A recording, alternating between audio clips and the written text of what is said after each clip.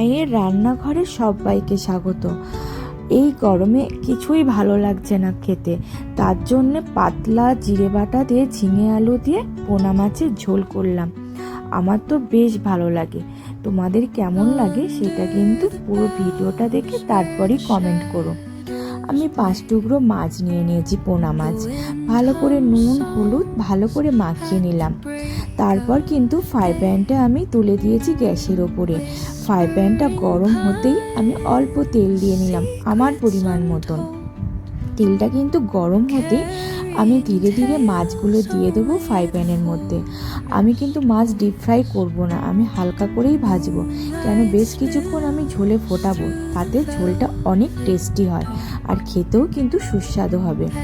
আর আমি টাটকা আলু আর ঝিঙে কেটে নিয়েছি, কাঁচা লঙ্কা দিয়ে করব। আর পুরো রান্নাটা হবে কিন্তু বাটা মশলায়, কোনো রকম গুঁড়ো মশলা বা প্যাকেট জাতীয় মশলা আমি ইউজ করব না।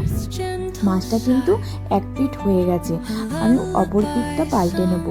তার মধ্যে কিন্তু আমি বাটা মশলাগুলো রেডি করব, সেগুলো সব কিছুই তোমাদের সাথে শেয়ার করব।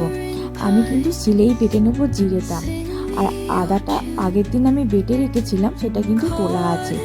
তার জন্য আমি শুধুমাত্র জিরে বাটবো, আর গোলমরিচ অলরেডি কিন্তু গুঁড়ো করাই আছে, আমি মিক্সিতে গুঁড়ো করে রেখে দিয়েছি। গোটা কিনে বেশি করে মিক্সিতে গুঁড়ো করে রেখেছি। তেলের ওপর অল্প একটু জিরে ফোড়ন দিয়ে, তোমরা কিন্তু 5 ফোড়নও দিতে পারো, আমার ভালো লাগে তাই আমি জিরে ফোড়ন দিয়েছি।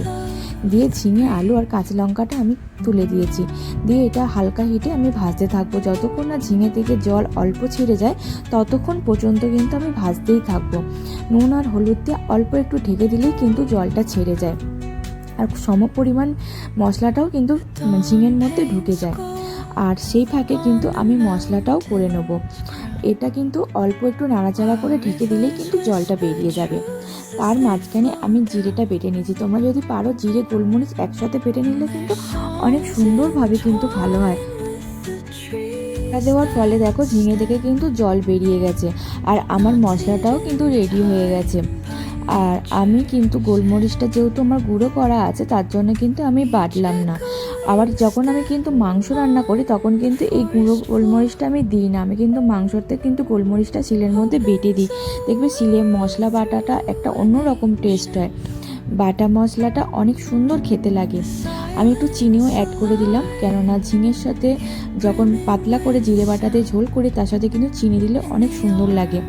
আমি কিন্তু পরিমাণ মতন 2 বাটি জল দিয়ে নিলাম, এর বেশি জল দেবো না, যেহেতু ঝিঙে থেকে অনেকটাই জল বেরিয়ে গেছে। তার জন্য আমি পরিমাণ মতন 2 বাটির বেশি আর জল দেবো না। এটাই ফুটবে আর এটা একটু গ্রেভি মতন হয়ে এটাই কিন্তু আমি ঝোলটা এইভাবেই রাখবো।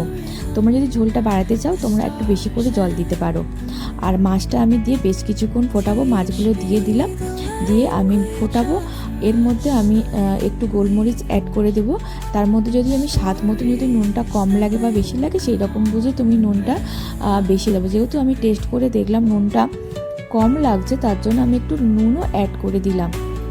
ঝোলটা কিন্তু একদম সুন্দর একটা পজিশানে চলে এসছে, নামানোর পজিশানে এসছে। আর রান্নাটা প্রায় কমপ্লিট হয়ে গেছে। গরম ভাতে যদি এরকম একটু ঝোল থাকে, মাছ এক টুকরো মাছ আর ঝোল থাকে, আর কিছুই কিন্তু লাগে না। রান্নাটা কেমন লাগলো পুরো ভিডিওটা দেখে তোমরা কমেন্টে জানিও। নেক্সট রান্না নিয়ে আবার একই সময় চলে আসবো। আজকের মতো